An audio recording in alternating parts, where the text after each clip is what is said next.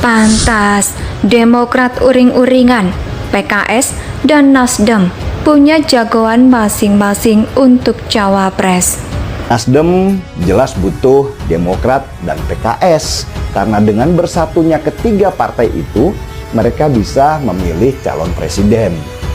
Tetapi catat, pada tikungan terakhir, lihat saja Nasdem bisa berbelok tajam dan merapat ke koalisi meninggalkan Demokrat dan PKS berduaan. Akhirnya Demokrat kembali gigit jari dan suara mereka kembali anjlok karena salah strategi. PKS menghormati keputusan dan sikap partai politik termasuk PDIP yang menegaskan sikapnya tidak akan berkoalisi dengan PKS. Tentu itu adalah hak prerogatif, hak kedaulatan partai PDIP untuk tidak mau berkoalisi dengan AHY udah benar-benar siap untuk nyapres. Tapi pertanyaan besarnya, apa kalian sudah siap milih belum?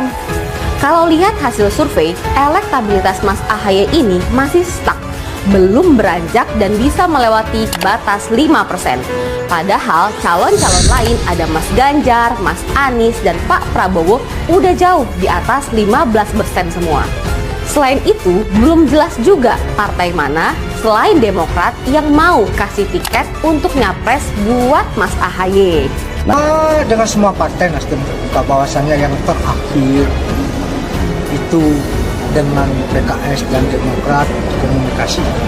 Tapi dengan yang lain kan nggak kalah mesra ya. Semua happy ya. Jadi ya kenapa kita bangun komunikasi ya belum sampai pada tingkat kesepahaman. Baru prosesnya belum sampai tingkat kesepakatan. Belum ada detailing ini baru satu sama lain proses penjajakan, saling membangun kesepahaman. Itu baru yang dilakukan dengan semua partai. Tidak Indonesia sejak dulu kala tetap dipuja-puja bangsa.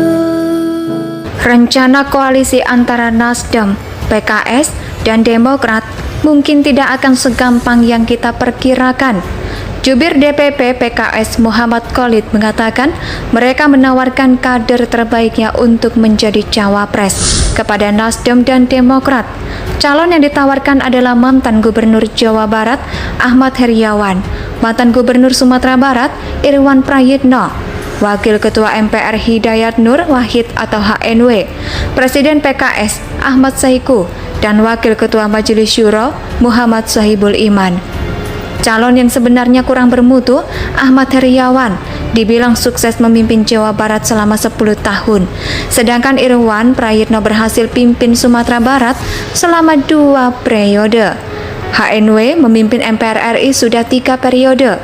Katanya sih, PKS tak akan memaksakan kadernya untuk menjadi cawapres. Tapi apa benar begitu? Susah loh ya berkoalisi tapi tanpa syarat. Tentu kami juga sangat menghormati aspirasi dari Demokrat yang ajukan AHY atau Nasdem yang kabarnya akan ajukan Panglima TNI Andika Perkasa atau Khofifah Gubernur Jawa Timur, katanya. Sementara itu, jubir DPP Partai Demokrat Herzaki Mahendra Putra mengingatkan elit Partai Nasdem dan PKS tentang sosok cawapres yang akan diusung.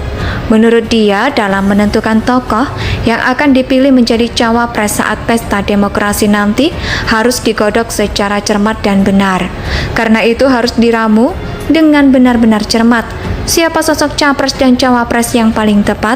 Kalau capres sudah memiliki elektabilitas tinggi, jangan sampai kita memilih cawapres yang malah menggerus elektabilitas pasangan calon, kata Herzaki. Dia juga bilang di internal Demokrat banyak aspirasi dan harapan para kader dan konstituen agar AHY ikut Pilpres 2024.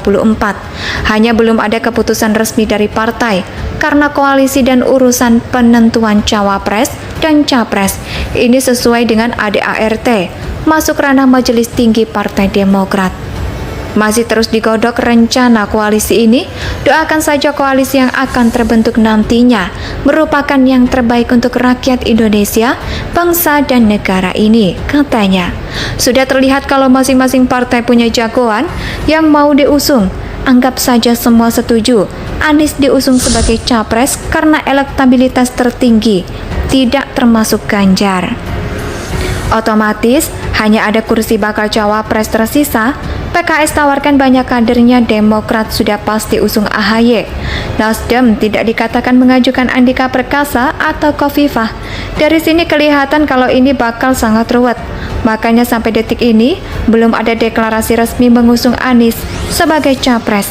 Koalisi antara ketiganya pun belum fix 100%.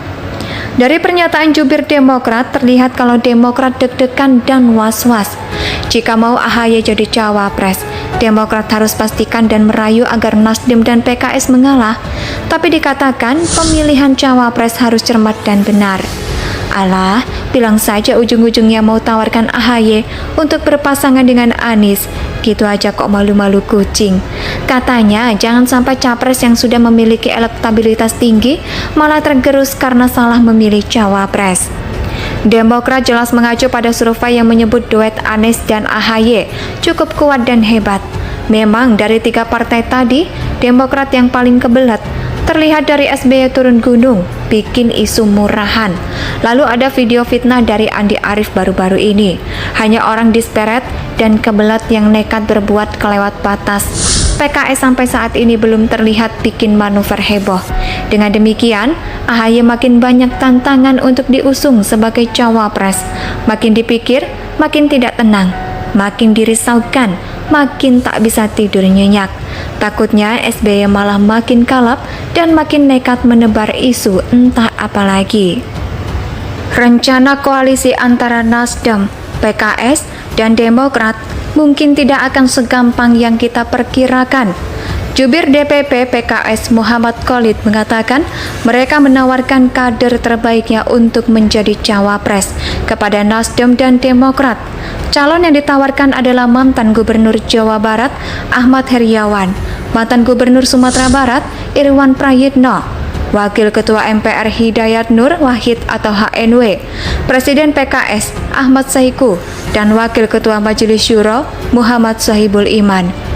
Calon yang sebenarnya kurang bermutu, Ahmad Heriawan, dibilang sukses memimpin Jawa Barat selama 10 tahun.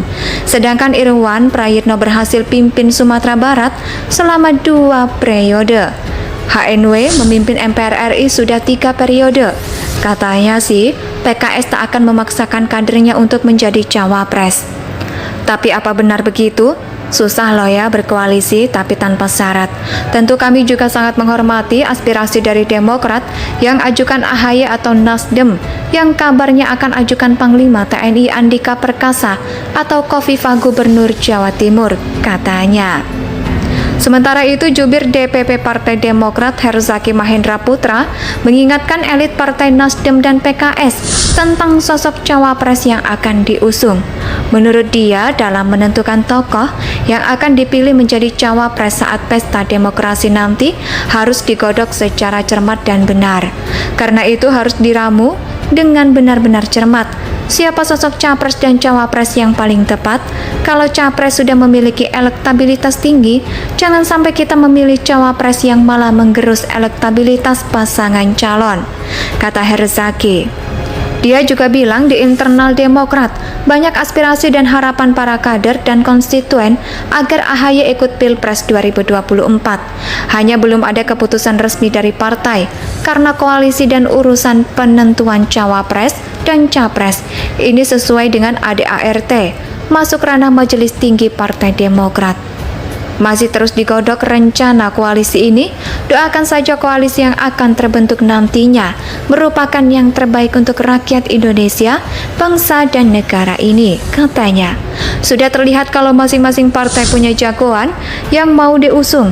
Anggap saja semua setuju, Anies diusung sebagai capres karena elektabilitas tertinggi, tidak termasuk Ganjar. Otomatis hanya ada kursi bakal cawapres tersisa. PKS tawarkan banyak kadernya, Demokrat sudah pasti usung AHY. Nasdem tidak dikatakan mengajukan Indonesia tanah air beta, pusaka abadi nan jaya.